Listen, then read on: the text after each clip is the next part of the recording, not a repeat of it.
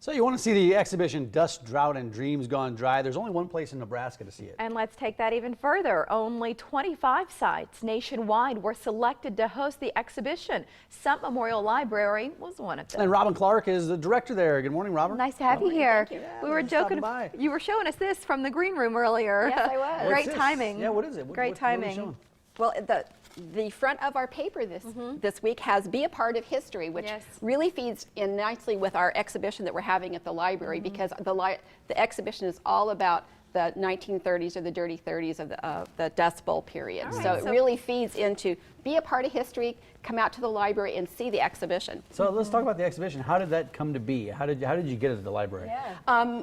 It was presented as an American Library Association grant through an endowment by the Humanities Association, and we wrote a grant for it in collaboration with the Papillion Historical Society, and we're also collaborating with a couple of history professors at UNO, and we wrote the grant, and the grant was successful, so we brought it in, and we're really excited to host the exhibition. Why? And why do you think it's important to have it here? I think it's really important to have it here because of the community that that Papillion is. We're really looking into our roots. We're really celebrating history. And I think this exhibition gives the entire community an opportunity to come into the library no matter what age you are. We have programs all the way from elementary to adult to come in and celebrate a piece of history that a lot of people don't really remember. Yeah, and you take a look at some of these pictures, man. It's remarkable. The pictures tell the story, but what part and elements of the Dust Bowl does this exhibit really focus on? I know there's a wide, vast range that the Dust Bowl covered. It does. The exhibit itself really covers the geography and the history part of the Dust Bowl era.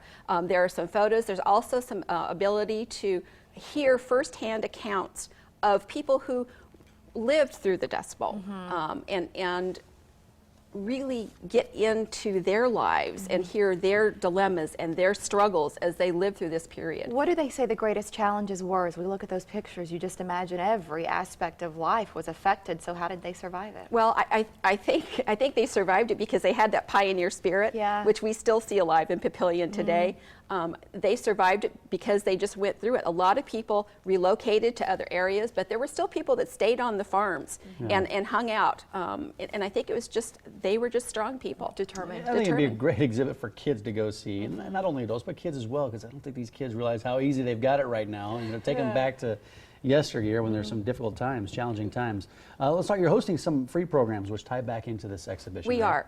We're going to start, they're on Sundays in September at 2 o'clock. The first one will be held at the Historic Portal School, which is adjacent to the public library. We'll have a historical presenter come in and talk about Carolyn Henderson, and she will actually present as that person. Who is Carolyn Henderson? Carolyn Henderson was an individual who lived through the 30s in Oklahoma and wrote letters to the Atlantic Monthly, and it's her diary kind of that this person will be presenting as a first person. So she'll be talking about what it was like to live through that. And that's on the 7th. That's the 7th. Sunday. Yep. But then we're looking forward to a few more Sundays here. So Correct. The 14th and the 21st. We're going to do Ken Burns' film, Free Popcorn and Soda. We'll have 2 hours of film. We'll have a 30-minute discussion with a UNO history professor. So if you have questions about the Dust Bowl, that's the time to come in and talk and ask your questions. Now, Robin, you weren't around for the Dust Bowl. I know that for sure.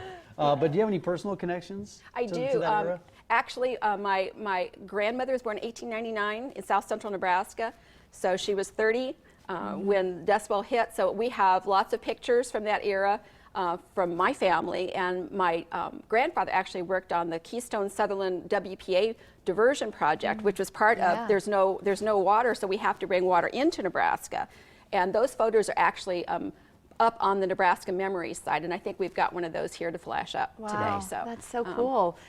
Mike mentioned sort of kids and technology and having it easy. You've got to make an exhibition like this interactive in order to get their attention. We do, and we have a program on October 1st from 1 to 2 specifically for elementary to middle school kids. We have a lady coming in who's with the humanities. She'll be talking about the Dust Bowl. She'll be doing first-person portrayals. She'll be doing crafts and science projects to show them what it was like to not have any water. We also have an interactive opportunity to have photos digitized.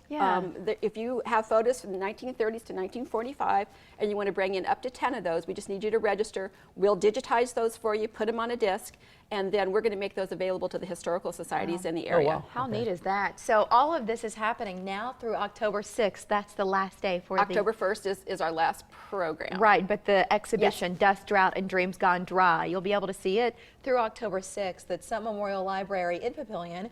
Online at sumplibrary.org. You see a number there in case you have any questions. They're also on Facebook. This has been a neat discussion, Robin. It has, yeah. Thanks for coming in. Congratulations on the exhibit. Yeah, it's great to have it stuff. here. All right, guest of the morning.